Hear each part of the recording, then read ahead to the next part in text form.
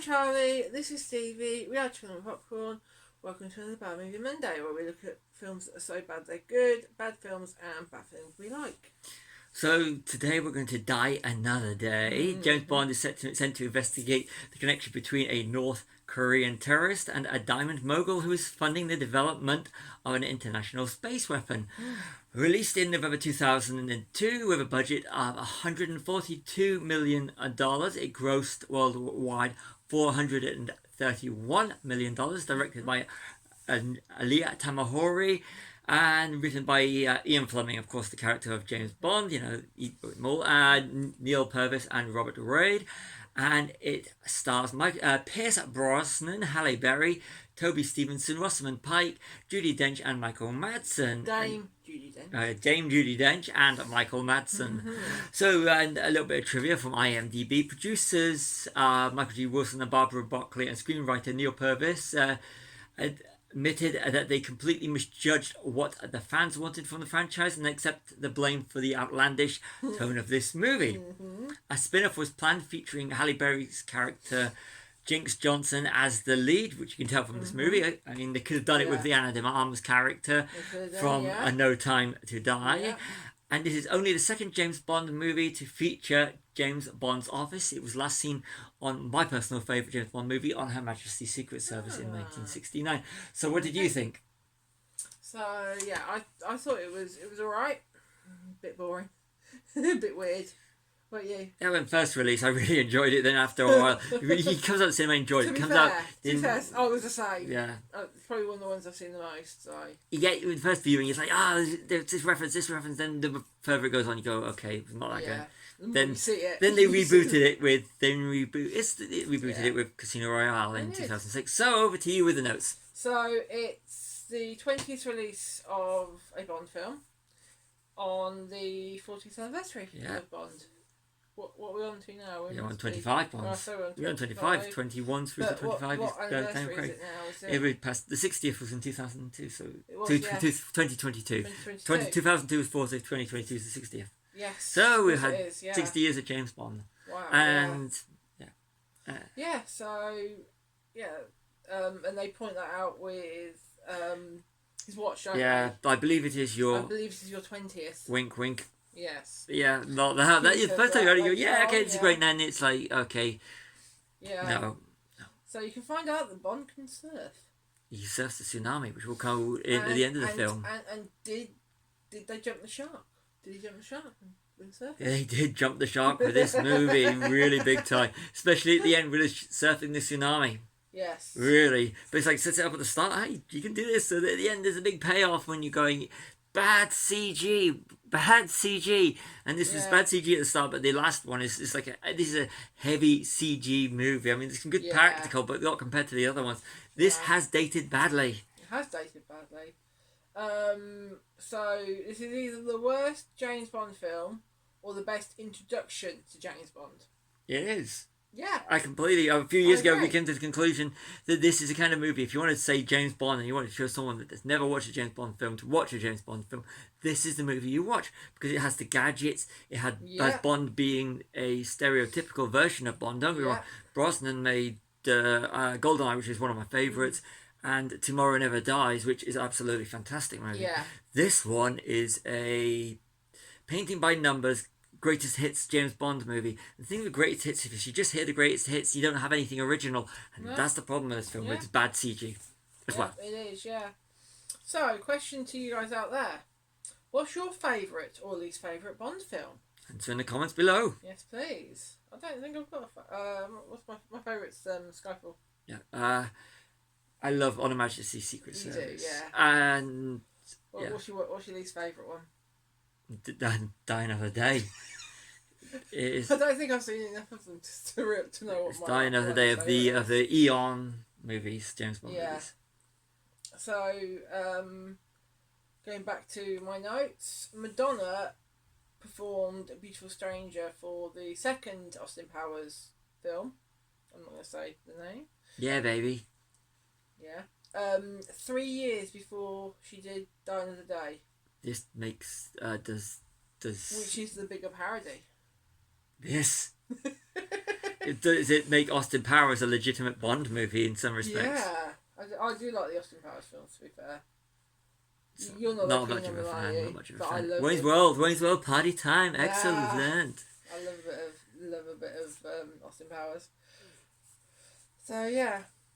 Yeah, so it's kind of like, Okay. why would you get someone that did the title song for a parody and put it in as James Bond? Yeah. Madonna can do good music, but this is not good music. No.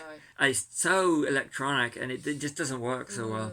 So yeah. The outro's even more. Isn't it? yeah, The it's techno is just terrible. like, It's what? terrible. It's a product of its time. Yeah. That's the kind of action movies they were making at the time, and it was kind of fit in with the Yeah. time. The perfect opener Bond's captured set a tone it doesn't live up to. Yeah, that's the thing. If you look at the opening, they could have gone somewhere dark, but then it's a good opening. Then it's just blown away as soon as the music starts. And the credit sequence isn't as good as some of them. It's just terrible, and it's the music. Yeah. Now, as soon as that happens, you just know the rest of the film. You don't know at the time until you've watched it. Yeah. It's terrible. Going on with the music. And then, of course, you want a greatest hits movie. Is this the weakest Bond song? It is one of them. What else are you thinking? Because I don't know.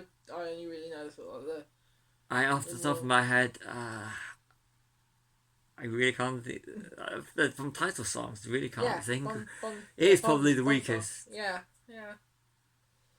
Okay. Even Another Way to Die is good. I even like that, from Quantum of Solace. Yeah. But favourite one? Ooh, that's hard. That is hard. Not Living Daylights. I like the Living Daylights. Yeah. A View to a Kill by Duran Duran. Now, see, I think my favourite song is probably it's one of the more modern ones. Skyfall by Adele. Yeah, or is it Casino Royale? What's Casino Royale? Yeah. Is that You Know My Name? Yeah. Yeah, I quite like Cornell. that as well. Yep, back to this. Back to this anyway, yeah. So, touching on Dame Judi Dench, she's the last M for this timeline and the first M in the next timeline. Which is interesting because she plays two separate characters. She does. Both yes. M's, but Both M's, one M is the last Bond's last boss, Yeah. and his first boss in But the new she timeline. plays them differently, doesn't And she plays them really well. I just prefer her in. She's great in GoldenEye. I really like her in GoldenEye. That's for me the highlight. But it's like picking a highlight from her Daniel Craig ones is hard. Yeah. Although I just love hearing to play with Daniel Craig's Bond. I think absolutely superb. Okay, so you've got Universal Exports. It's nice to see that again, which is being used in a lot of the Bond movies as a cover. It's like a cover. So that's good. That was another little nod to the camera. He also picks up Birds of the West Indies. The one that James Bond's character is based on Ian Fleming, the book that Ian Fleming got the name James Bond from. Yeah, definitely. Halle Berry emerging from the sea like Ursula Andress in Doctor No.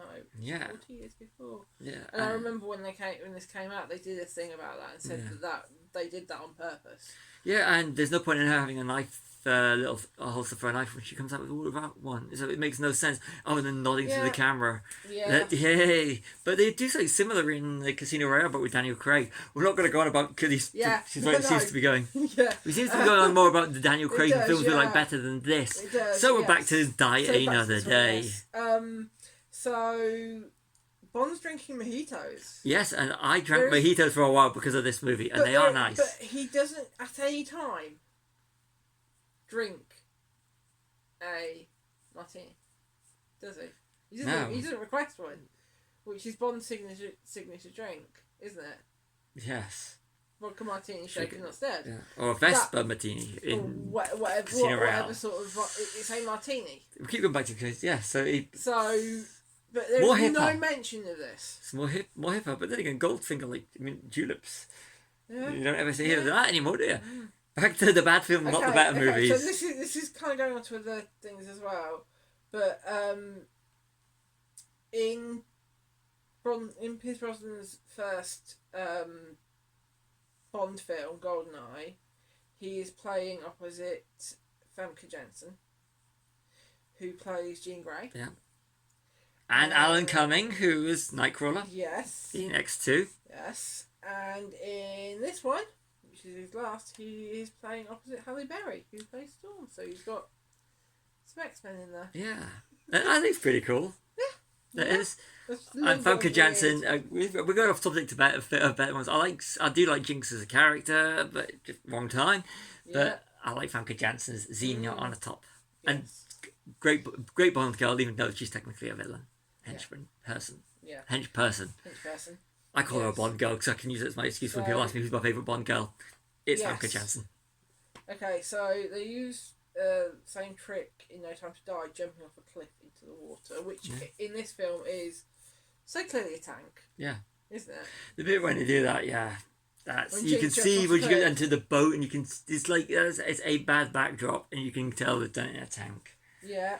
Like it's on location. Then when you see her in land in the water, it's in a tank. You can tell it's a tank. Yeah, you do get a bit of good music, don't you? Yeah. London Calling, the Clash when he goes to London. Yeah, when he's on his way to London. Yep. Yep. And how do you show you're in London? You show Buckingham Palace.